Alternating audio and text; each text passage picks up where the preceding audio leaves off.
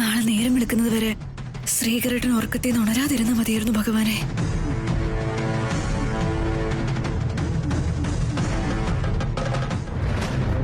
രാത്രി കുറെ നേരമായല്ലോ, പോയി കിടന്നുറങ്ങിയാലോ? അല്ലെങ്കിൽ രാത്രി മുഴുവൻ ഇവിടെ വാച്ച്മാനെ പോലെ നിൽക്കണോ? വളരെ വിചിത്രമായ ചില ചോദ്യങ്ങൾ ഉന്നയിച്ചതല്ലേ? 1 മണിക്കൂർ വെയിറ്റ് ചെയ്താലോ? ശരി.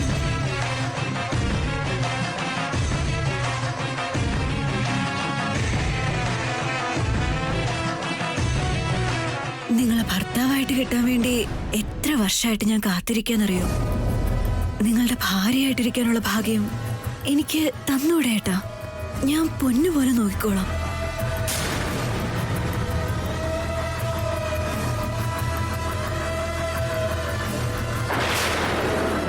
ചേച്ചി, ഞാൻ പോയി മുകളിലൊന്ന് നോക്കിട്ട് വരാം.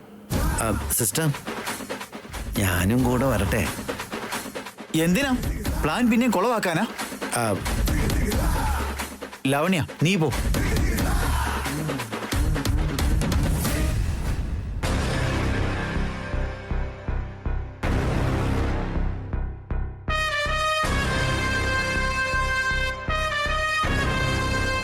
അവനി,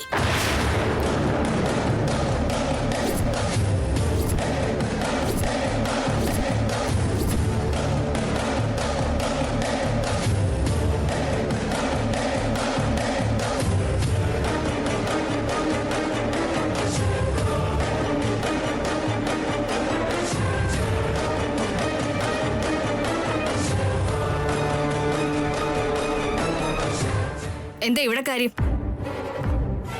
ഉറങ്ങാൻ നോക്കാതെ ഈ സമയത്ത് ശ്രീകറിന്റെ റൂമിന്റെ ഫ്രണ്ടിൽ എന്താ പണി? അത് വെള്ളം എടുക്കാൻ വേണ്ടി വന്നാ ഞാൻ. വെള്ളം എടുക്കാൻ വന്നവളാണെങ്കിൽ കിച്ചണിലേക്കല്ലേ പോകേണ്ടത്? ശ്രീകറിന്റെ റൂമിൽ വന്ന് മുട്ടാൻ എന്താ കാര്യം?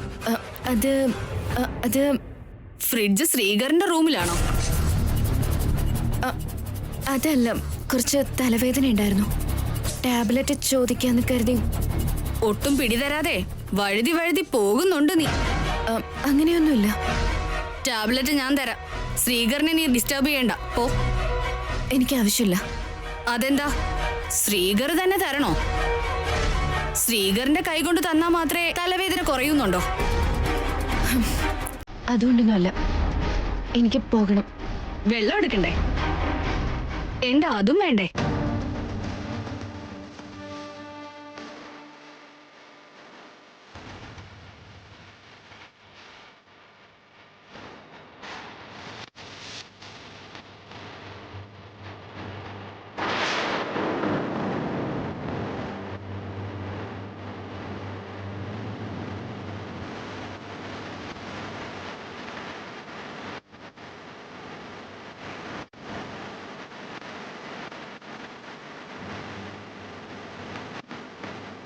ഇനിയിപ്പോ എങ്ങനെ ഫോൺ ചെയ്ത് സംസാരിച്ചാലോ?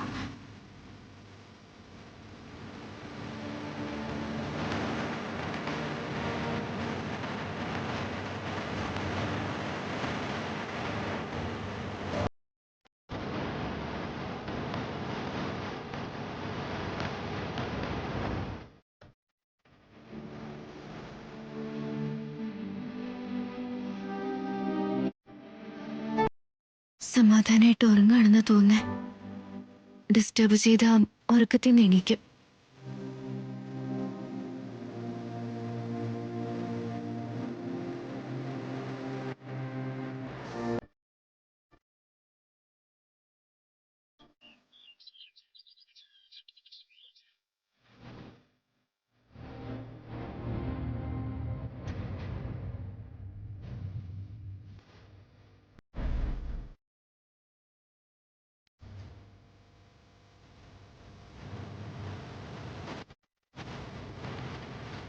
അദ്ദേഹം ഇപ്പോ എഴുന്നേറ്റ് റെഡി ആയിട്ടുണ്ടാവും. രാത്രി അദ്ദേഹത്തോട് സംസാരിക്കാനും കഴിഞ്ഞില്ല. അദ്ദേഹം ചെന്നൈയിലേക്ക് പോവാന്ന് പറയുമ്പോ മനസ്സിൽ എന്തൊക്കെയോ ഭയം തോന്നുന്നുണ്ടല്ലോ. ഉടനെ തന്നെ സംസാരിക്കണം.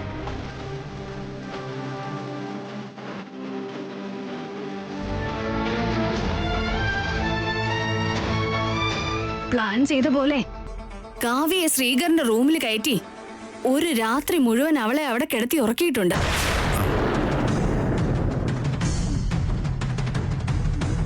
ഞാൻ പറഞ്ഞ പോലെ കാവ്യ ആ കുറിയൊക്കെ മായ്ച്ച് ആ പൂവൊക്കെ പിച്ചിപ്പറിച്ചിട്ടിട്ടുണ്ടാവും. അത് വെച്ച് ശ്രീകർ കാവ്യ എന്തോ ചെയ്തിട്ടുണ്ടെന്ന് അച്ഛനെ അമ്മയും സ്ട്രോങ് ആയി വിശ്വസിപ്പിക്കാം.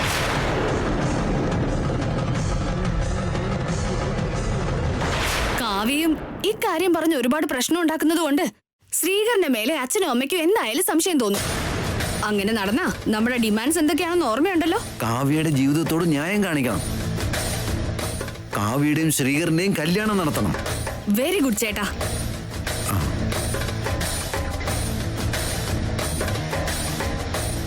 നീ പറഞ്ഞതല്ല അതുപോലെ നടക്കണമെങ്കിൽ കാവ്യയുടെയും ശ്രീകറിന്റെയും കല്യാണം നടക്കാനായി നമ്മൾ എല്ലാവരും കൂടെ ചേർന്ന് നടത്തിയ നാടകമാണെന്ന് അമ്മയും അച്ഛനും അറിയാൻ പാടില്ല. അതിനുള്ള പ്രായമൊക്കെ അവർക്ക് കഴിഞ്ഞില്ലേ? ഇനി ഒരു വിധത്തിലും അവർക്ക് സംശയം വരില്ല. ഈ സ്കെച്ചിൽ നിന്ന് ശ്രീകർ രക്ഷപ്പെടാതിരിക്കാൻ അമ്മയുടെ മേല് ഒരു വലിയ റേഞ്ചിൽ പ്രഷർ ചെലുത്തണം. ഓക്കെ? Thank you sister. ഇനി എന്തിനാ വൈകിപ്പിക്കുന്നേ? മുന്നോട്ട് കുതിക്കാം. വരൂ.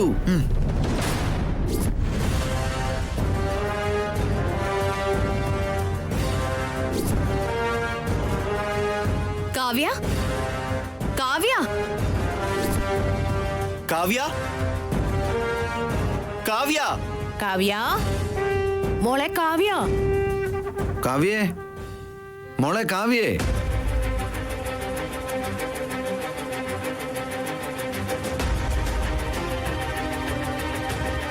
കാവ്യ, കാവ്യ. എവിടെയാടി?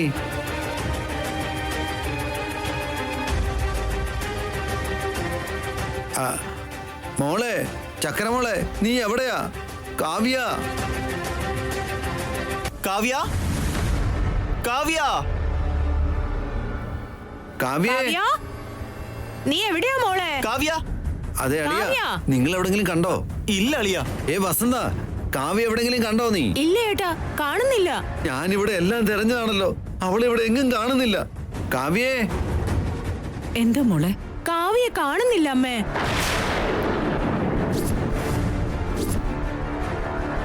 വീട്ടില് മുഴുവൻ നോക്കിയോ നിങ്ങള്? എല്ലായിടവും നോക്കിയോ അമ്മേ? എങ്ങും അവളെ കാണുന്നില്ല. ഇത്ര രാവിലെ തന്നെ എങ്ങോട്ടാ അവള് പോയത്? പുറത്തേക്കാണെങ്കിൽ അവള് നമ്മളോട് പറഞ്ഞിട്ടല്ലേ പോവുള്ളൂ. ഈ നേരം ആകുമ്പോ കോഫി കോഫി എന്ന് പറഞ്ഞ് നിലവിളിക്കില്ലേ? ചേച്ചി കോഫി കൊടുക്കുന്നോടം വരെ അവള് വായടക്കില്ല. ഒന്നും കൂടി അന്വേഷിക്കടാ. എല്ലാ മുറിയിലും നോക്കിയോ ചേച്ചി? നോക്കില്ല അവണ്യ. ശ്രീകറിന്റെ മുറിയിൽ നോക്കിയോ?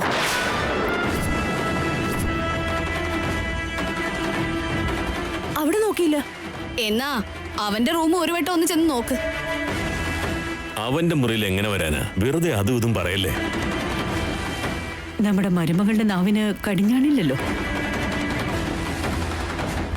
നോക്കുന്നതിൽ എന്താ തെറ്റ്?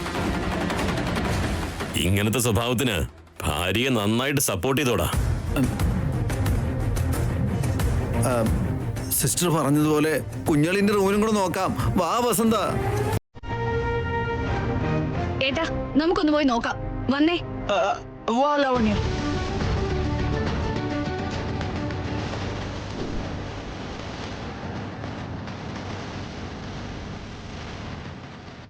വാ.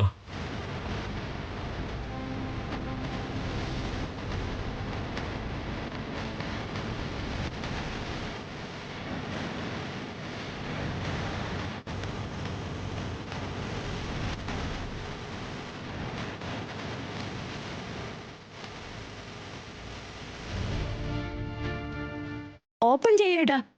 അതല്ലടി, എല്ലാരും കൂടെ വന്നിട്ട് തുറക്കുന്നതിന്റെ എഫക്റ്റ് ഒന്ന് വേറെയാ. മരക്കഴുതേ,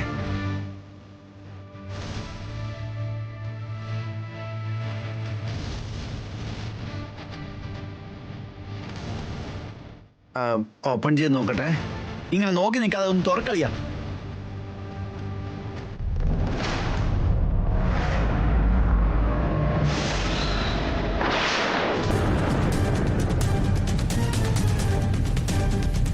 എന്റെ ദൈവമേ,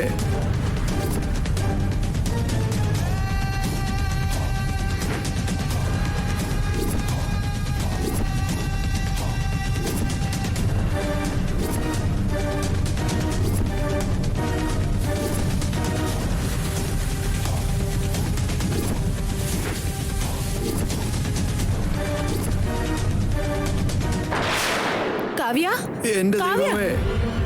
കാവ്യ കാവ്യ കാവ്യ കാവ്യ കാവ്യ എണീക്ക് കാവ്യ എണീക്ക് കാവ്യ. ശ്രീകർ ഇങ്ങോട്ട് എണീക്ക് ശ്രീകർ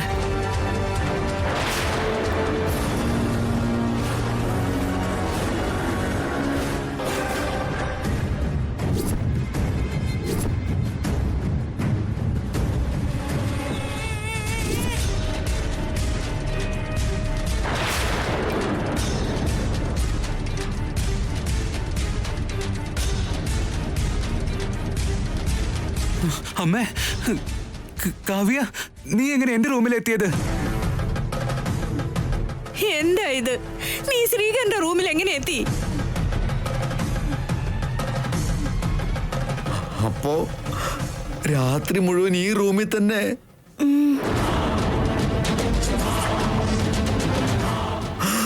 കൃഷ്ണ, ഗുരുവായൂരപ്പാ. പൊട്ടിന്റെ സ്ഥാനവും പൂക്കളുടെ കിടപ്പും ഒക്കെ നോക്കുമ്പോ വേറെന്തോ സംഭവിച്ചതുപോലെ തോന്നുന്നുണ്ട്.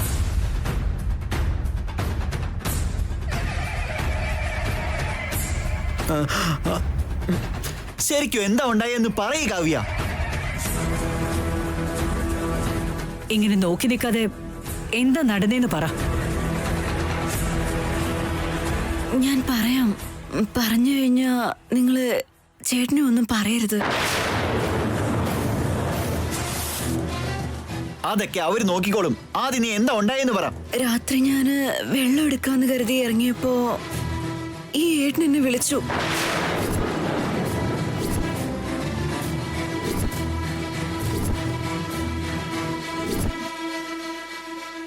എന്തിനായിട്ടാന്ന് ഞാൻ ചോദിച്ചു. എന്റെ കൈ പിടിച്ചിട്ട് അകത്തേക്ക് കൊണ്ടുപോയി.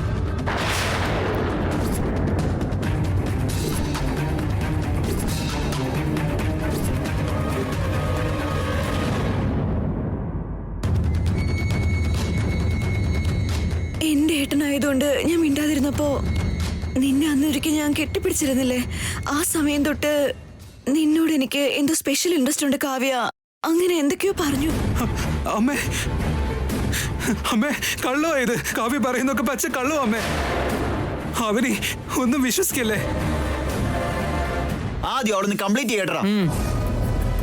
എന്നോട് അങ്ങനത്തെ ഇഷ്ടമൊക്കെ ഉണ്ടെങ്കിൽ എന്നെ കല്യാണം കഴിച്ചൂടെന്ന് ഞാൻ ചോദിച്ചു. അതൊക്കെ നമുക്ക് പിന്നീട് നോക്കാം. ആദ്യം നീ വന്ന് എന്നെ ഒന്ന് കെട്ടിപ്പിടിക്കെന്ന് പറഞ്ഞ് അടുത്തേക്ക് വിളിച്ച് അത് പറയണ്ട.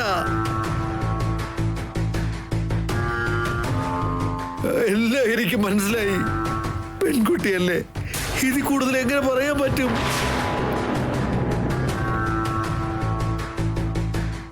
ശേഷം എന്താ നടന്നിട്ടുള്ളതെന്ന് ഇവിടെയുള്ള എല്ലാവരും ഒരുപാട് സിനിമയിൽ കണ്ടിട്ടുണ്ട്.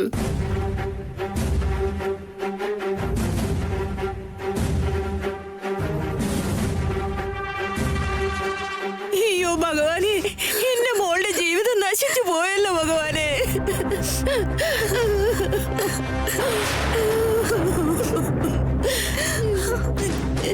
ഈ കാര്യം പുറത്താരെങ്കിലും അറിഞ്ഞാ കാവ്യയുടെ കല്യാണം ഈ ജന്മത്ത് നടക്കില്ല.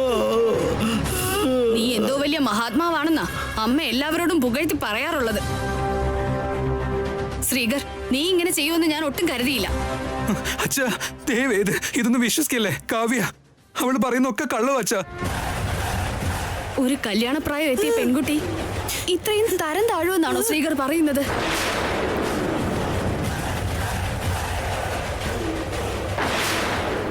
അങ്ങനെ മിണ്ടാതെ നിൽക്കുന്നത് എന്താണമ്മേ? ഇതിന് നിങ്ങളുടെ തീരുമാനം എന്താണെന്ന് പറ.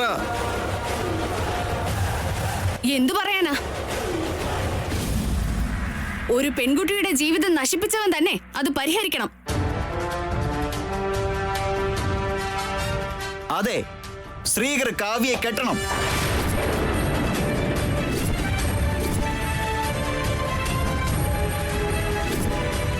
പിന്നല്ലാതെ ഇതല്ലാതെ വേറെ പരിഹാരമൊന്നും ഇല്ലല്ലോ.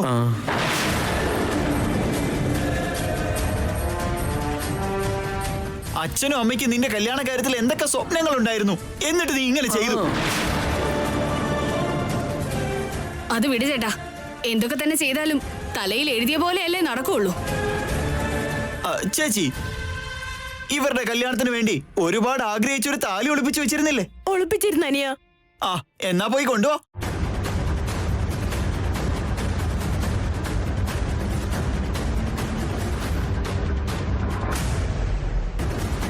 അമ്മ എടുക്കാൻ പോകുന്ന തീരുമാനം ഉറപ്പായും അത് തന്നെയാകും. ഇപ്പൊ എടുത്തോണ്ട് വരാം. ചെല്ലി ചേച്ചി.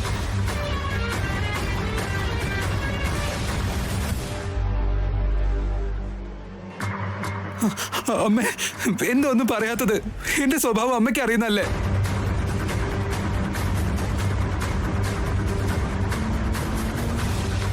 എടാ, കാവ്യ പറഞ്ഞത് വിശ്വസിക്കുന്നത് ഞങ്ങൾ എല്ലാവരും നടന്നത് മുഴുവൻ നേരിട്ട് കണ്ടതുകൊണ്ടാ. നീ പറയുന്നത് വിശ്വസിക്കണമെങ്കിൽ സാക്ഷികളുണ്ടോ? എന്തെങ്കിലും തെളിവുണ്ടോ?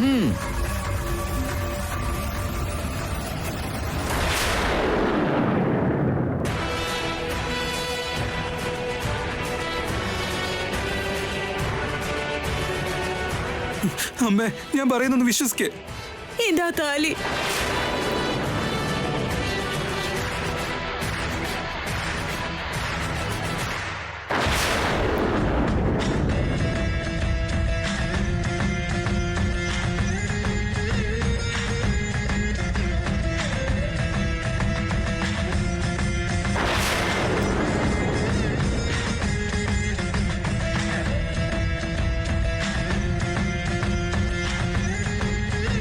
കാവ്യയുടെ കഴുത്തിൽ ഇത് കെട്ടാൻ പറയൂ അമ്മേ.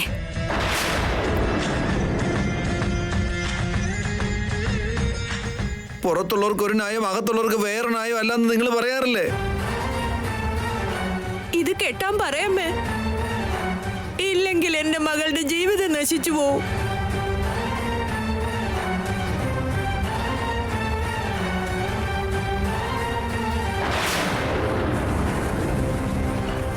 നീ പറഞ്ഞതൊക്കെ സത്യമാണോ? ഇവിടുത്തെ അമ്മയാണ് സത്യം അമ്മ.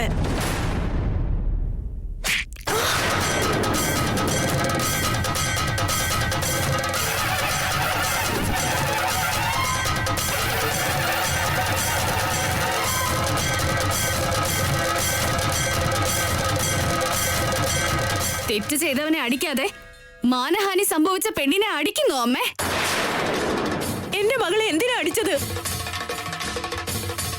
ഇത് അങ്ങേയറ്റം ലജ്ജാവഹമായി തോന്നുന്നു അമ്മേ. ഒന്ന് വായടക്കട. തെറ്റ് ചെയ്തത് ആരാണെന്നുള്ളതിന് നിങ്ങൾക്ക് തെളിവുകൾ വേണമല്ലേ? എന്നെ കണ്ടോളൂ. ഞാൻ പറഞ്ഞ പോലെ കാവ്യ കുറിയൊക്കെ മായ്ച്ച് ആ പൂവൊക്കെ പിച്ചിപ്പറിച്ചിട്ടുണ്ടാവും.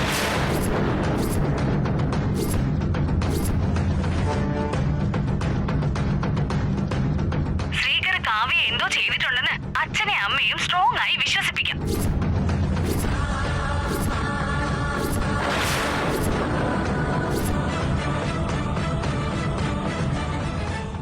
കാവ്യയുടെ ശ്രീകരനെ കല്യാണം നടത്തണം.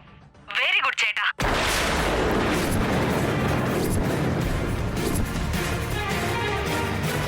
ഈ തെളിവ് മതിയോ?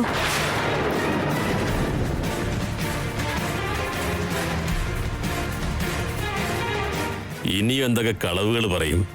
ഈ നാടകം എത്ര നേരം തുടരുമെന്നൊക്കെ അറിയാനാ ഈ വീഡിയോ ഇത്രയും നേരം പുറത്തു കാണിക്കാതിരുന്നത്.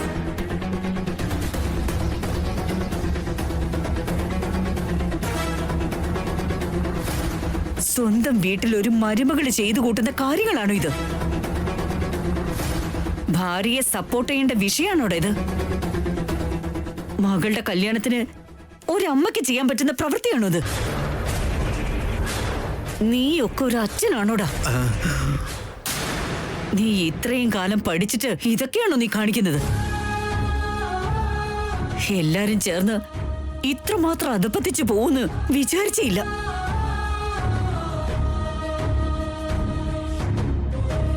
ഇനി കാത്തിരിക്കണ്ട ചേട്ടാ. എത്രയും വേഗം ഇവിടെ കല്യാണം കഴിപ്പിച്ച് പറഞ്ഞു വിടണം.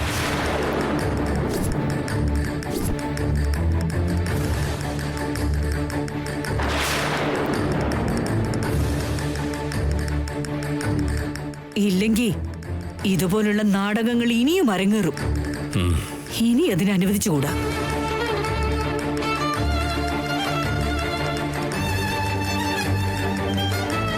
നാളെ പെണ്ണ് കാണല്.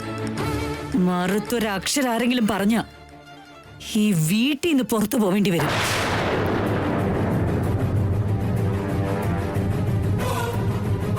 പൊക്കോ ഇവിടുന്ന്.